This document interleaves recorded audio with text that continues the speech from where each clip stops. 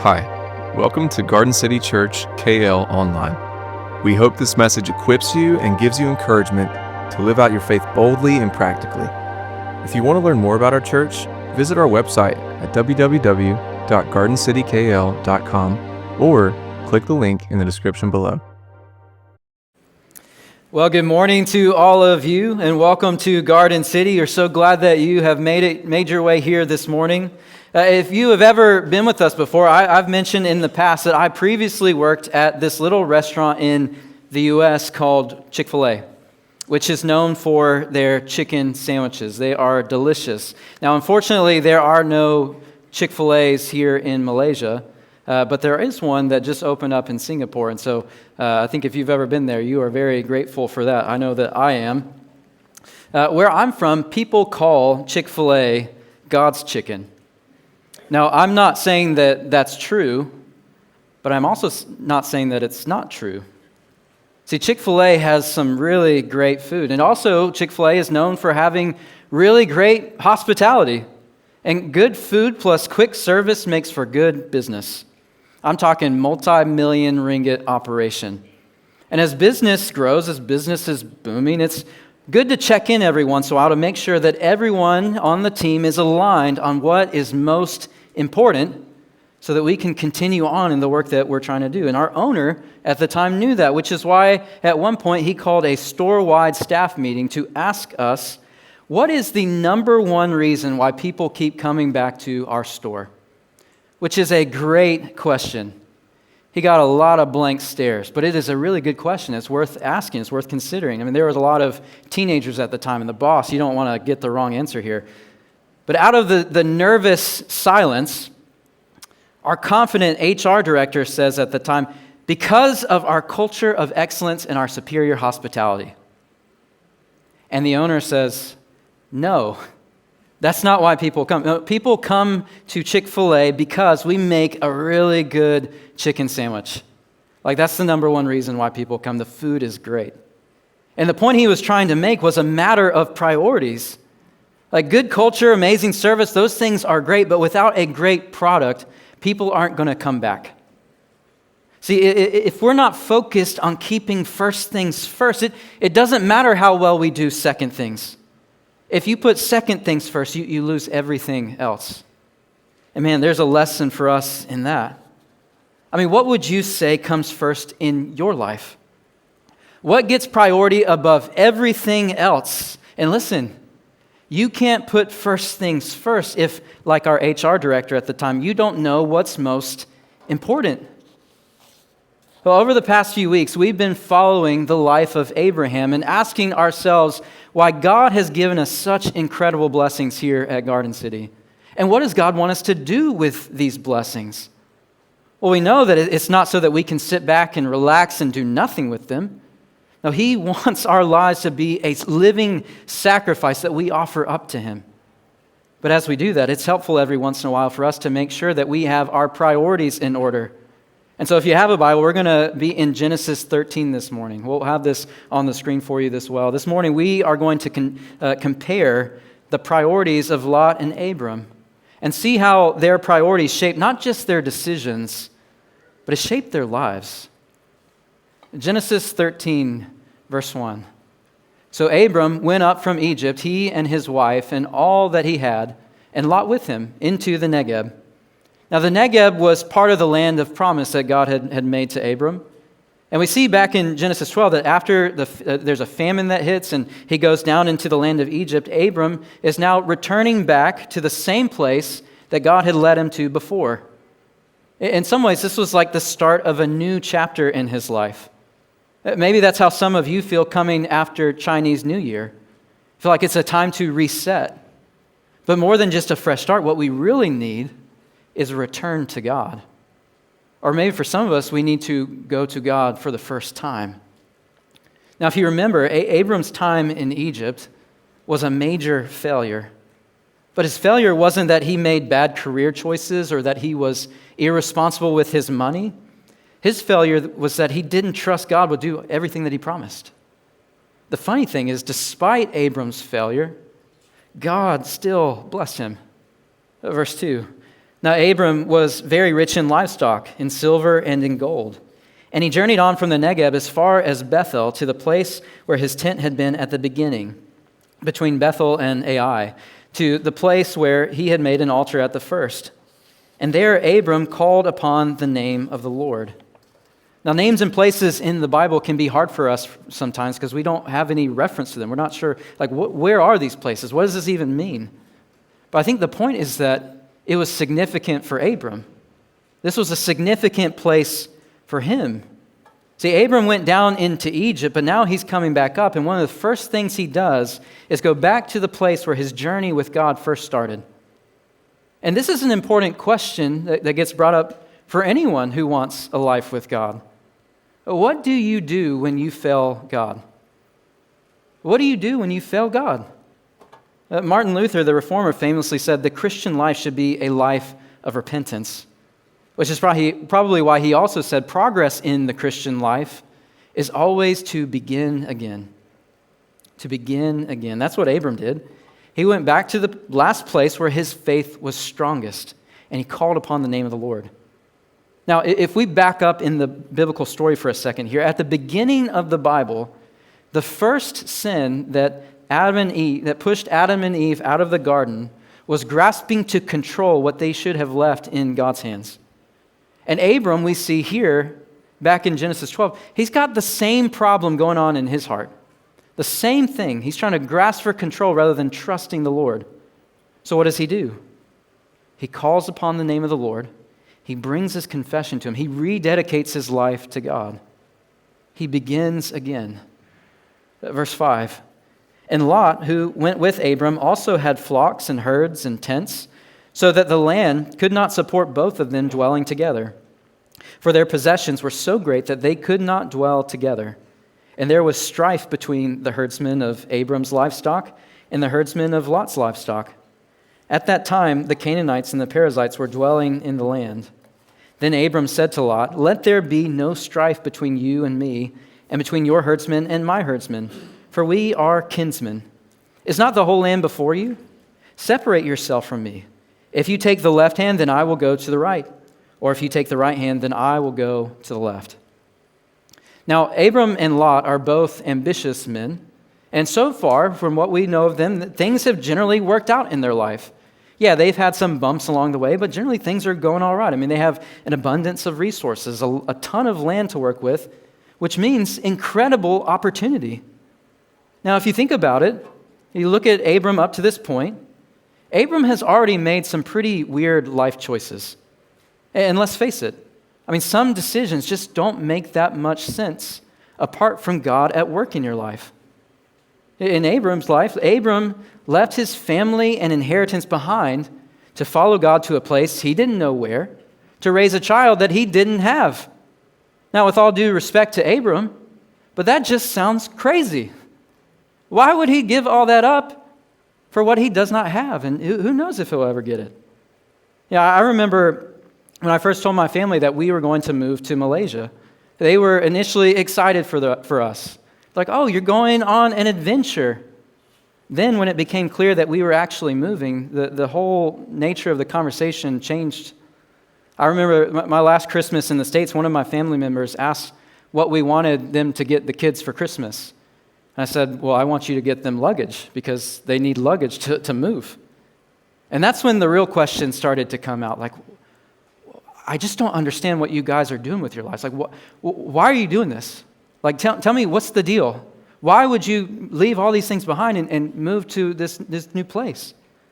And I understood where all of those questions were coming from. I mean, I needed to think about my family, not just my immediate family. They wanted me to think about my extended family. They wanted me to think about my kids.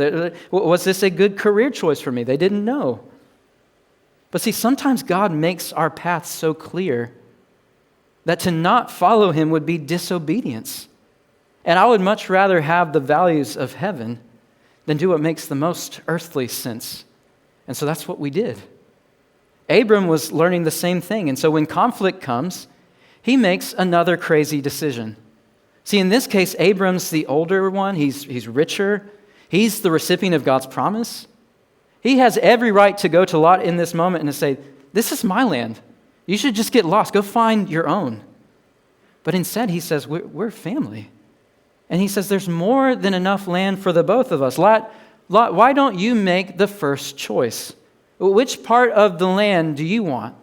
You take the left, I'll go to the right. You take the right, I'll go to the left. It doesn't matter to me. Now, in some cultures, a generous offer like this, I mean, he's being incredibly generous toward him. A generous offer like this would be made with the expectation that the other person would reciprocate. As if Lot should say, no, I could never do that. Uncle, you choose first. And they go back and forth about who gets to decide. But that's not what Lot does. Lot's like, thank you very much. I think I will choose. Verse 10, and Lot lifted up his eyes and saw that the Jordan Valley was well watered everywhere, like the garden of the Lord, like the land of Egypt in the direction of Zoar. This was before the Lord destroyed Sodom and Gomorrah. So Lot chose for himself all the Jordan Valley, and Lot journeyed east. Thus they separated from each other. Abram settled in the land of Canaan, while Lot settled among the cities of the valley and moved his tent as far as Sodom. Now the men of Sodom were wicked, great sinners against the Lord. Now let's just pause right there. What we see happening here is two different sets of priorities that lead to radically different lives. And while at face value, both Lot and Abram seem to have a lot going for them, in the long run, Abram's priorities lead to multiplication and blessing, while Lot's choices seem good at first, but ultimately lead to a life that becomes morally and materially bankrupt. Now, we're going to spend the rest of our time comparing the different priorities, and I want you to pay attention to what's downstream from a life of worship and from a life built on anything other than God's promises. Now, we don't see this happening in this story, but Abram actually has to come to Lot's rescue on multiple occasions. The first time I mentioned a couple of weeks ago in chapter 14, Abram saves Lot from warring kingdoms. The second time comes in chapter 18 when God tells Abram he's going to wipe out Sodom and Gomorrah, which Pastor Peter will preach on more next week. Let's start with the priorities of Lot. First, Lot prioritized the riches he could see over the promises still to come. He prioritized the riches that he could see. So when Lot looked at the options before him, he was driven by one factor and one factor alone. Which portion of land was best suited to multiply his wealth? But if you look carefully at the passage, it's filled with reminders that keep pointing to the fact that there's more to life than what we can see. Now, it is easy for us, even today, to feel like we are prisoners of the moment, as if we're stuck by our circumstances and nothing else can change it. And sometimes there are situations that feel like they will never change for us. Now, I'll give you an example from my own life. Let me put this on the picture on the screen for you. This is a picture of the gravesite of my youngest son, who was 39 weeks old when he passed away. And I think about this a lot. This happened last October. Now, here is a circumstance that from every earthly measure will never change. It will always be this way. And you can look at that and say, oh, well, that's just too bad. There's nothing else to do. But this has become a monument for me to remind me of God's faithfulness. It's a continual reminder that there is life after death, that there is hope in the resurrection, and that this one life we have is best given over in the hands of the Lord, that we can trust Him with everything. See, there's always more going on than what you can see. I don't want you to miss that. Lot missed that. He thought, what I can see, that's all that there is, and so I'm going to maximize that. But there's always more going on. I mean, think back to the beginning of the chapter. Abram calls upon the name of the Lord, but Lot never consults God once in any of his decisions. By the way, did you notice that Lot basically has everything that Abram has? He's got the flocks, he's got the herds, he's got the tents, he's got the land. The biggest difference between them isn't that Abram had silver and gold and Lot didn't. It's that Abram has an altar to the Lord and Lot has none. See, Lot's biggest issue is that God bears no weight in his life. He's spiritually blind, which is twice the problem because he can't see what's going on around him. but he's also not paying attention to the problems that are at war within him. In verse 10, Lot saw that the land was well watered, which is something you should consider in the field of husbandry. I mean, you're not going to build your farm in the midst of a desert. But then Lot pitched his family's tent next to Sodom, which the text says is a spiritual wasteland filled with great sinners. See, Lot decided that he was willing to sacrifice his family's spiritual health for the sake of their material wealth. I mean, Sodom is where the money is. That's why we go to Sodom. And I'm sure he justified that by saying financial success is the highest good because it will bring the most blessings to his family. You know, it should come as no surprise to us then that financial problems end up being one of the leading causes for family conflict today. I mean, some studies estimate upwards of 50% of all family conflict derives from financial issues, from money problems. But that's just what's happening around him. What about the spiritual problems going on inside of him? Again, one commentator says in verse 10 that verse 10 gives us a window into Lot's heart. See, what does he see? It said the land was to the east was like the garden of the Lord. And so Lot saw what he wanted and he took it. Like, this is how the power of sin works. At first, sin looks good to us. It looks attractive. It looks like something that we should desire and acquire. And if you were with Lot in this moment of choice, you would have no idea the war at place in his heart in this moment. But this same battle is waging war in all of our hearts. Now, what's so important about the garden of the Lord? Well, the garden is where life with God is. The garden of the Lord is where we find love. It's where we find value and purpose. There's a void in all of us that can only be filled by a right relationship with God. Lot didn't have that, and so he had to seek to fulfill it through financial gain.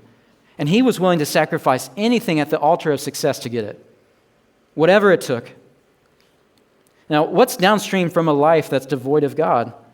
You know, we can map this out for Lot as the story continues. In chapter 13, as we just read, Lot moves his tent as far as Sodom. If you go one chapter over, in chapter 14, we find Lot is now dwelling in Sodom. He's now moved into the city. And then the next time we see Lot is in chapter 19. He's no longer in tents, but he's sitting at the city gates. He's become one of the city leaders. See, Lot got everything that he wanted. He got the land, he got the wealth, he got the titles. But what did it cost him? His family and his future. See, when God comes to bring judgment on the city, Lot starts running around trying to get his family to leave. But they're like, you must be joking. Look at all of what we have here. How could we ever leave all of this behind? But even Lot can't take his warning to heart. I mean, Lot told his family, we got to get out of here now. But in Genesis 19:16, it says, but Lot lingered. So the men seized him and his wife and his 2 daughters by the hand, the Lord being merciful to him, and they brought him out and set him outside the city. See, Lot knows that God's bringing judgment on the city. He knows what to do, but he is so enslaved by his lifestyle that he just can't bring himself to leave. God has to do it for him. The practice of giving without restraint, like this isn't just some discipline that Christians practice. Like we all have things that we'd be willing to sacrifice everything for, that we'd be willing to give our lives to. You know, I had a friend who was an essential leader in his business. One time he was literally in the hospital room with his wife in labor, and he's getting phone calls from his work saying, our store's in trouble, we have all these issues, we need your help. And in the moment, he felt conflicted about what to do. His wife felt no such problems. Like she knew exactly where their priorities were. She's like, you need to focus on me and this child. And after the fact, he's like, I can see why, like this is not healthy. Like this is not sustainable. I can't keep doing this. Now, what are the promises this world is whispering in your ear to lead you to value all the riches you can see above life with God? You know, kids' activities are a big thing that tends to set the family schedule. Now, my son's getting into basketball, and I love bonding with him over basketball, over the NBA, watching NBA League Pass, like all these things. He's learning about Victor Wembanyama, Steph Curry, and Edward, like all of it. And he's excited about it. He wants the car, like all the things. And we'll keep doing that. We'll keep having fun with that. We'll enjoy that as father-son bonding time. But parents, let me say this to you. We can't be so consumed with our kids' education and their extra activities that we neglect their spiritual health and the things that are going on in their heart. Like the primary battles you have with your kids is spiritual in nature. Like don't ignore their hearts. Like, yeah, they're having temper tantrums, but are you paying attention to what's going on inside them? You know, I've been telling myself, like, I want to continue to prioritize the gospel as the most important priority in their lives. If my kids end up in the Sodoms of this world, I want it to be because the Lord called them to be salt and light in those places, and not because they're ensnared by the lust of the flesh or all the worldly riches that it's offering them. I don't want them to be enslaved to those things. I want them to be held by Jesus. And I'll continue to remind them that there is an even greater glory that's been given to us in Jesus. And there's nothing we did to earn it, and there's nothing we could do to lose it. What about you? When you look at all the things in your possession, you look at all the things that your heart desires, you think about your time and your talent and your treasure, do you see yourself primarily as an owner of those things or as a steward, that God is entrusting these things to you? And of those resources, what priorities are shaping how you'll spend them, how you'll use them? Number 2, Lot prioritized personal gain over generosity. I mean, think about what had to happen for Lot to get the prime real estate in the promised land. Like, he was the lesser man, yet he got the first choice. And in his choice, he demonstrated exactly why he was the lesser man. See, getting first choice doesn't mean you prioritize yourself at the expense of everyone else. Now, sometimes you do need to prioritize yourself. I mean, if you're on an airplane that's going down, when the oxygen mask drop down, they say you get that oxygen mask on yourself first. But why do they say to do that? To put yourself in a better position to help others around you. Well, what Lot does was completely at the expense of Abram. I mean, Lot probably should have said, Uncle, this land is a gift from the Lord. It's not mine to take and choose. Let's leave the decision up to him. But instead, he takes what he wants. I mean, it's probably the furthest you could be from a heart of generosity. And honestly, at this stage in my life, I've been thinking about these kinds of things a lot. I mean, the reality is this world will dangle so many different opportunities in front of you. And sometimes it's hard to tell, like, what's actually for me? What does the Lord have for me? And what is me trying to take out of turn that he doesn't actually want for me? And I've been trying to sort through that. But what I do know is that the way of the cross is not to acquire as much as I can, but to give more freely and generously and watch God do the multiplying work in that. Now, that doesn't mean that ambition is bad. I mean, both of these guys are ambitious, but the biggest difference between Lot and Abram's ambitions is that Lot's ambition is bent toward serving himself, while Abram's ambition is motivated by kingdom impact. Like, he's really trying to seek the Lord in these things. Those are the priorities of Lot. What about for Abram? Well, for Abram prioritized God's promises over the riches he could see. He prioritized God's promises. If you remember back at the beginning, this was a new start for Abram. Like, he was fresh off of failure in Egypt. But what got Abram's life back on track wasn't anything that he did, but who he turned to for help. He went to the Lord to address the heart problems that he couldn't fix himself. And that's called humility. I mean, so many bad decisions come from making good things God things in our lives. But when your worship is anchored in Jesus, everything else starts to stabilize, even when the problems and the storms come. And so when conflict does arise in verse 8, it sounds like Abram's giving Lot the first choice. But really, Abram's trusting the decision to the Lord. He said, God, whatever you decide, let it be your choice, and I'll be content with whatever comes. See, if you remember, God promised Abram a great land, a nation, and a great name to be a blessing to all people. So what difference does it make which portion of land he gets now? God promised him all of it, and it's meant to be a blessing to everyone. And so he's trying to walk in that. Abram is demonstrating what a life dedicated to the Lord looks like. It kind of reminds me of my wife's parents. Several years ago, a tree fell on their house during a hurricane, this big storm that came through. And normally, hurricane storms, they just kind of pass through. But this one just stayed. It lingered along the coast and right on top of where they lived for days and days, which is not ideal when you have a hole in your roof. The whole town flooded. There was so much damage all around that it took years. It took years for their house to get repaired. Construction, all the labor, it was so backed up, there was too much to do. Well, they finally got contractors to come in, construction started, and before construction was finished, my in-laws called friends and family and church members to come and write Bible verses all over the walls and floors of their house and to pray over it. Now, why would they do that? Well, because that house represented one of their greatest financial investments, and they saw it to be a priority to rededicate it to the Lord. They wanted to rededicate it to the Lord. See, when we live according to the promises of God, we can hold out anything, everything to the Lord to say, use this as you will. Not mine, Lord, but yours. That's what Sarah's parents, my wife's parents were doing. They were saying, this home is legally in our name, but ultimately it belongs to the Lord. And we want to be ready to use it, not just for our comfort, but for whatever purposes God has for it. That's what prioritizing God and walking in faith looks like. Second, Abram prioritized generosity over personal gain. One common pushback I often hear on generosity is that we need to prioritize ourselves first and then everyone else second. But that's just not what Abram does. If you think about it, Abram thought about God first, Lot second, others second, and himself last.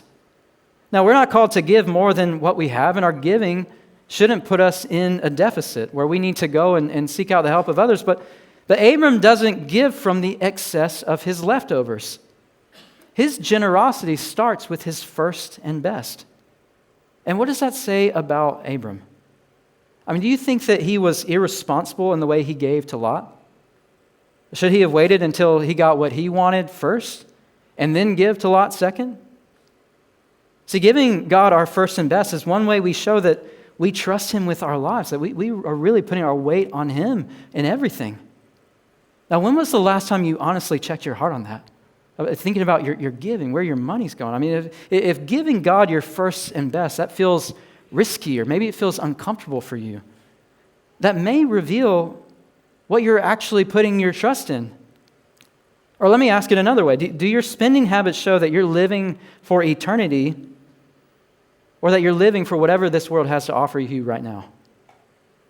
Honestly, this is a work that God has been doing in my heart this week. I've been wrestling with this question throughout the week. I can make dropping ringgit into the offering box a regular habit. I can scan the QR codes that we show at the end of the service, and I can move money around. We all know that we can turn good things into empty religion. But ultimately, God desires the heart. And so I've been asking myself, am I really giving my first and best to you in faith, Lord?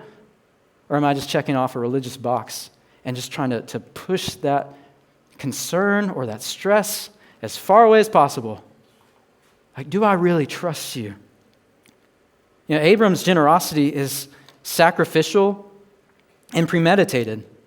Sacrificial because he willingly took the lesser land. Generosity is a willingness to disadvantage yourself for the benefit of others. In one sense, generosity means you get less, but you give to God believing he desires to multiply that offering according to his purposes and his ways.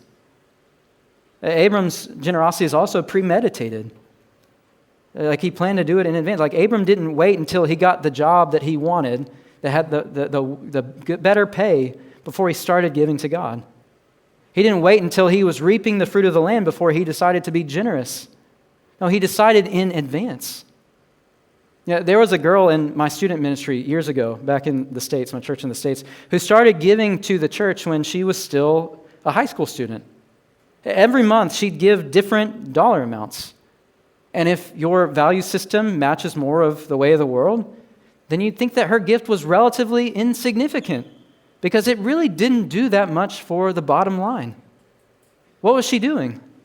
Well, she was making money babysitting, which would vary from month to month, and so she would take time to factor out a percentage of all that she made, and she would give it to the Lord. She'd give it to the church. She would entrust it to others for kingdom purposes.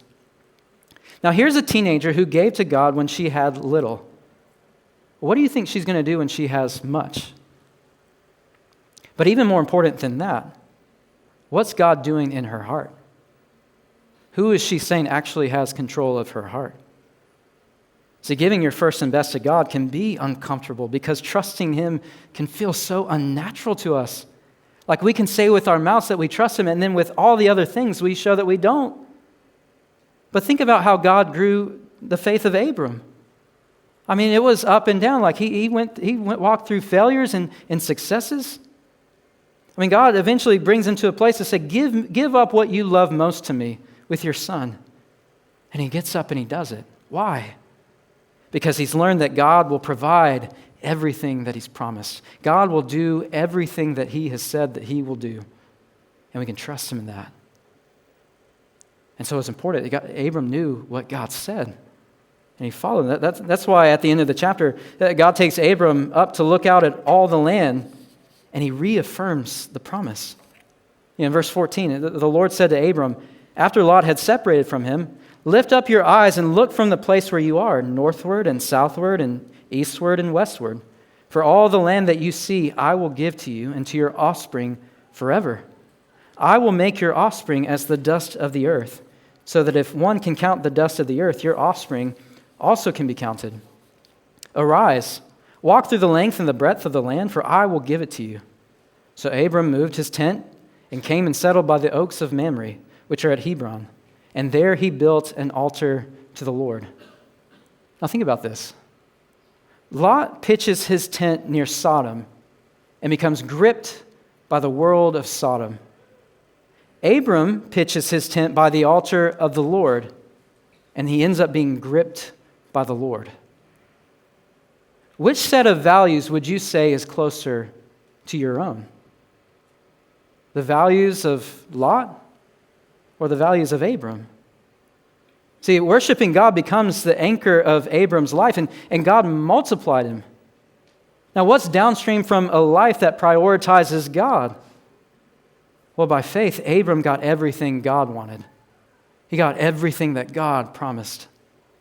But if we keep following the storyline of the Bible, we learn that the true child of promise that was given to Abram isn't Isaac, but it's actually Jesus. Centuries later, in the New Testament, in Matthew 4, the Gospel of Matthew, Satan would take Jesus up on the mountain to look over all the land. And Satan would offer Jesus, as he's tempting him, he'd offer him all the kingdoms of the world and all their glory. All Jesus has to do is fall down and worship him. And right there, we see that the enemy runs the same play over and over. He doesn't have anything new. One of the lies he keeps telling us is that he can give you everything your heart desires without following God's ways. And when God's not first in your life, that offer sounds really good. But Hebrews 4:15 tells us that in every respect, Jesus has been tempted as we are, yet without sin. See, Jesus was being offered all the riches of the world if he'd just deny God. But Jesus knew the promises of God. And Satan couldn't offer him anything that wasn't already his. And he didn't come to gain the whole world anyway. He came to give everything away. See, Abram gave Lot a portion of the land. But Jesus came to give us all that he has, even sacrificing his own life so that we could experience life with God again. He gave the better portion to the lesser men and women because he gave us his portion. And because Jesus put God first, we gained everything. Salvation, life with God, the love, the purpose, is all found in him. See, until you understand that our generosity is in proportion to what we've first received in the gospel, you'll continue to hold firmly to all that you have. But once you see that all that you have stems from all that Jesus gave up for you, you begin to trust God with everything, even your life. Because you know what He's promised. You know what's yours. And just as important, you know that you're His. Now this time I'm going to go ahead and invite our band back up. I want to invite you where you are to bow your heads. I just have one question for us as we close. How will you respond to the generosity of God and Jesus? See, we're all in different places spiritually here this morning. Maybe some of us are down on life. You're coming back out of Egypt feeling like a failure. But I want you to know it's not too late to come back to God. You can confess whatever it is that stood in God's place in your life, or whatever sin that's gripped you, that leads you to think there's no way forward for me. You can't fix that problem yourself, but you can surrender it to Jesus and He can do it for you. Like go cast your tent where Jesus is. Build your life on the promises of God and receive what He's offered to you in the gospel. You can do that this morning. And for those of us who have already set up camp with Jesus, don't sit on the blessings that God has given you. Instead, give them back to Him and ask Him to multiply them. Let your life be a living sacrifice that's poured out in service to Him.